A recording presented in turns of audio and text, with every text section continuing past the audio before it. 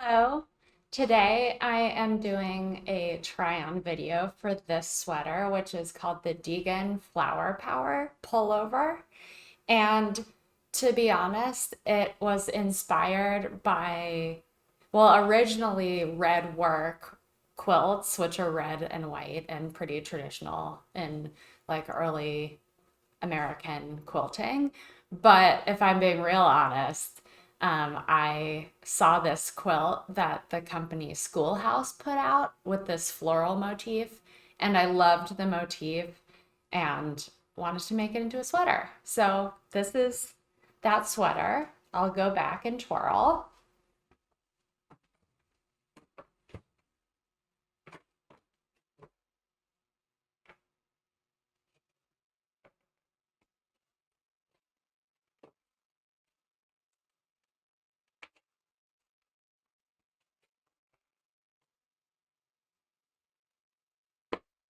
So first, we'll talk about how this sweater is knit.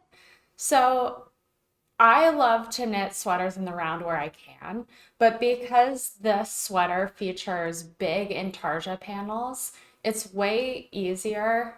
It's not impossible to knit intarsia in the round, but it would make this particular intarsia pattern really complicated.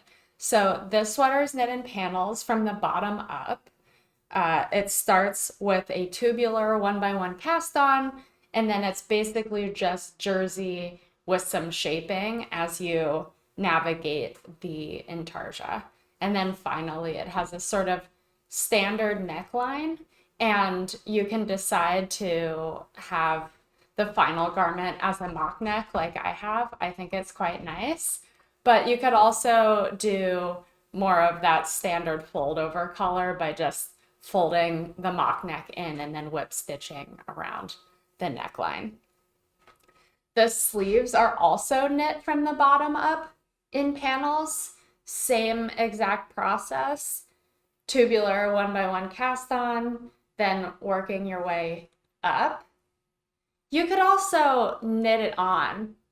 I haven't written this pattern yet, so now that I'm talking it through, I'm gonna write the pattern so that you knit the sleeve directly onto the body. So you knit the front and back panel, then you seam the shoulder, and then you'll knit the sleeve on.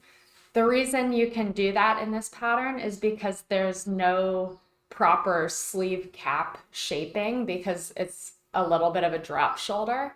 So the top of the sleeve is just straight across, which allows you to just knit it right on, which is the easier way. So that's what we'll do. And then it'll end in a Italian sewn bind off at the cuff. The sleeves are tapered the whole way. So it's sort of like a standard genderless, could be men's, women's, or any expression in between type of classic arm shaping. And then the body is definitely positive ease. I wouldn't necessarily call this oversized though. So maybe sort of like a classic sweater fit. The yarn that I'm using is the Biche et Bouche Petite Lamb's Wool, but I knit it double. So running two ends of it at the same time. My orange color is called dark orange gray. Their colors are a little they have interesting names that don't necessarily line up to what I think they look like, but this color is dark orange gray, and then the white cream color is called off-white or ecru. It took me a while to knit this because I was quite busy with work, my day job, but I think if I were to actually just sit down and knit this, it would knit up quite fast because as you're doing that color work, it really is fun to watch it build, and then you just want to keep going. I'm going to show you the inside so that you can see what the intarsia looks like.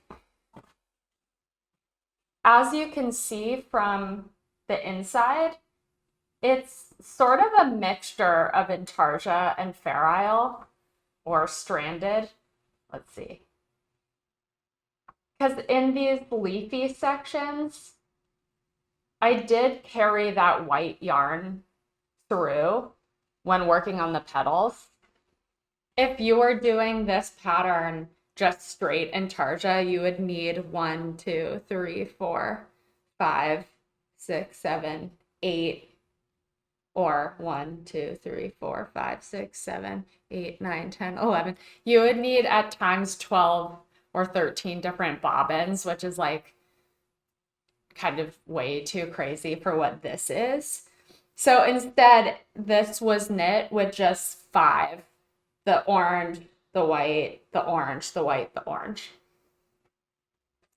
And if you knit the front and the back body first, you get the sort of more complicated intarsia out of the way because it's 5, but the sleeve only has 3 bobbins.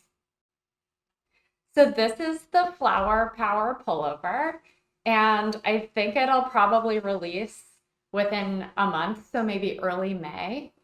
And I hope that you'll knit it.